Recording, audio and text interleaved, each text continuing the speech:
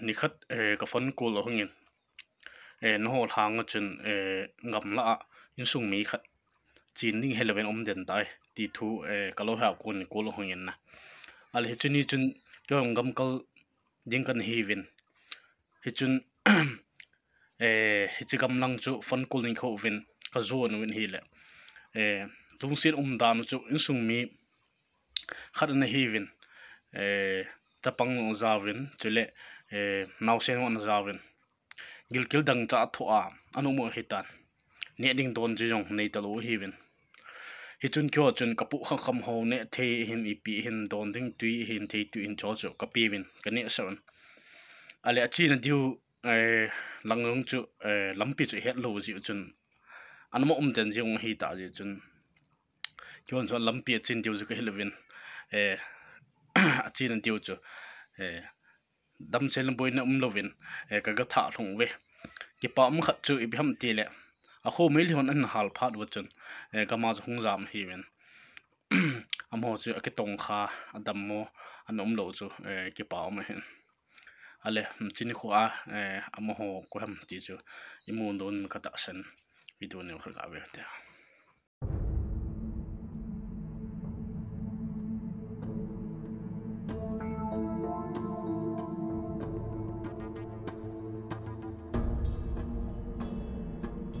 Xong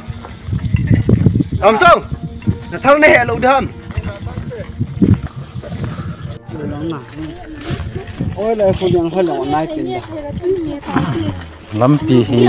lâm pi hung hạ bê sẽ tao bây giờ nào gái lâm pi rủi nhưng thầy ta chỗ nào dùng nó rủi bê vào là chim mua khu mua tiếng nó rủi vào là ăn nôm tiền đấy chú buồn buồn nó cũng thạo là nai tiền nôm tiền đấy ta có phía chú không lăng sập nó lăng hết ta chú lại cùng hòm lăng hết thằng tôi tao thằng tôi nó mới đèn âm mà họ âm mà sao rồi kỹ anh nuôi mi nó hôm kêu hết rồi cho nó kêu chẳng nào không được mà chị ấy họ kêu rồi hỏi phi đâu mà lại hỏi phi nó lại ta mua rồi ai lên nát tôi hết tiền bỏ lênนี่แทงฟันนึงตะปงปุ๋ยเตาเตียนน่ะตั้งสิเอาหมอจะกันละเกี่ยวเนาะ nó có mi về đó nó có mi được rồi thì tổ liều chứ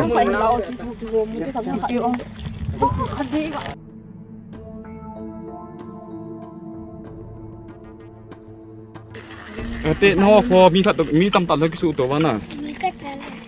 phải đi chơi pin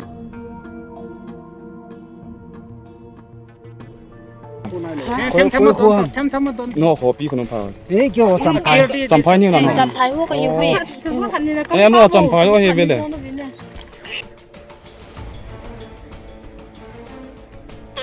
cái số tổ văn tổ tại thằng cái mình xem mà first bitch nó hơi là cái phần nông học bùn hơi gầm là nông học ấy rồi lẹ hả